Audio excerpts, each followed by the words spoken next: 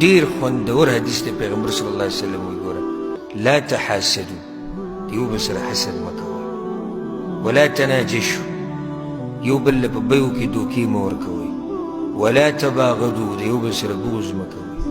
ولا تدابروا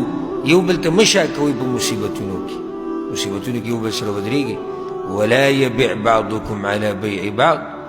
او د یو بل په بیو باندې بیه مه کوئ چې تاسو د بل مسلمان بیه خرابوئ او ته پرې راشي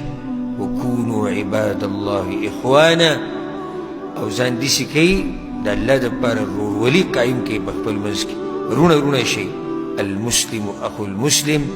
مسلمان د مسلمان رور دی لا یظلمه ظلم به نه کوي مسلمان د مسلمان باندې ولا یخذله او نه به پرېږدي نه به شرموي ولا يحقره او نه به مسلمان سپک ګڼي التقوى ها هنا پیغمبر صلی الله علیه وسلم تقوا اصل ځای چې دی هغه د زړه دی درې پیرې دې ته اشاره وکړه بیا یې ده وویل بحسب امرئ من الشر ان يحقر اخاه المسلم په یو سړي کې چې څومره شري نو دومره به دی یو مسلمان ته په سپک نظر ګوري كل المسلم على المسلم حرام هر مسلمان په بل مسلمان باندې حرام دی